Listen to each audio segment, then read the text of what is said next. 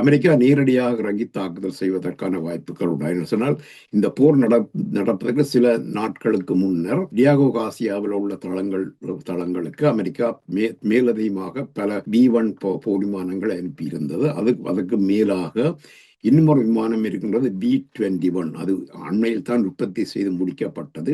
ஒரு சில விமானங்கள் தான் இருக்கின்றது. அது அமெரிக்காவிலிருந்து புறப்பட்டு வந்தே ஈரான் மீது தாக்குதல் செய்துவிட்டு போகக்கூடியது. அந்த அளவு தொலைதூர விமானம் B-21. அப்படியாயின் இந்த யுத்த களமுனையில் அமெரிக்காவும் களமிறங்குவதற்கான வாய்ப்புகள் ஏற்பட்டு விட்டனவா? அமெரிக்கா களமிறங்காமல் இந்த ஈரானுடைய அந்த அணு உற்பத்தி நிலைகளை முற்றாக அழிக்க முடியாது. அல்லது அந்த B-1 போர் விமானத்தை இஸ்ரேலுக்கு வழங்கி அந்த GBU-57 குண்டுகளையும் வழங்கித்தான் இந்த தாக்குதலை செய்ய முடியும். அந்த யுரேனிய பதப்படுத்துகிற நிலைகளை அளிக்க முடியும். இந்த யுத்தம் ஒன்று உண்மையில் ஒரு பெரும் யுத்தமாக நிகழ்வதற்கு வாய்ப்பு இருக்கின்றதா, அல்லது இந்த ஒரு யுத்தம் நீங்கள் கூறுவது போன்ற ஒரு விரைவான ஒரு சமரச முயற்சியுடன் முடிவடைவதற்கு வாய்ப்பு இருக்கின்றதா? இந்த யுத்தம் ஒரு தொடர்ந்து நடப்பதற்கான வாய்ப்புகள் குறைந்தது. இது ஒரு வான்வெளி யுத்தமாக இருக்கின்றபடியால் பெருமளவு செலவு உடையது.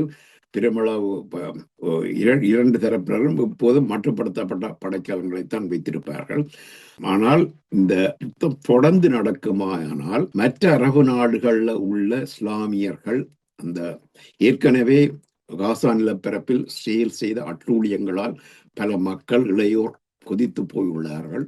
அவர்கள் தீவிரவாதிகளாக மாறி அவர்கள் தற்கொலை போராளிகளாக மாறி இஸ்ரேலுக்கு எதிரான அல்லது அமெரிக்க நிலைகளுக்கு எதிரான, அதாவது மத்திய கிழக்கிலும் வட ஆப்பிரிக்காவிலும் உள்ள நிலையங்கள்ல தாக்குதல் நடத்தலாம். அது ஒரு அமெரிக்காவுக்கும் இஸ்ரேலுக்கும் பெரும் பின்னடைவை ஏற்படுத்துவதற்கு வாய்ப்புண்டு. பொருளாதார இழப்புகளை கூட ஏற்படுத்துவதற்கு வாய்ப்புண்டு. எல்லாவற்றுக்கும் மேலாக ஹோமஸ் நீரிணை, அது ஈரானுடைய கடற்கரையுடன் ஒட்டியுள்ள ஒரு நீரிணை. இந்த உலகத்தினுடைய அந்த புவிசார் அரசியல் நிபுணர்கள் அந்த கடற்போக்குவரத்துல முக்கியமாக சொல்லுகின்ற சொல் சோக்கிங் பாயிண்ட்ஸ். தமிழில் நாங்கள் அதை திருகு புள்ளி என்று சொல்லுவோம்.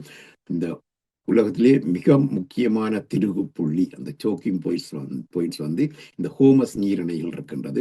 அதனூடாக உலக எரிபொருள் உற்பத்தியினுடைய 20 முதல் 35 விழுக்காடு எரிபொருள் போகின்றது. அதை ஈரானால் தடுக்க முடியும்.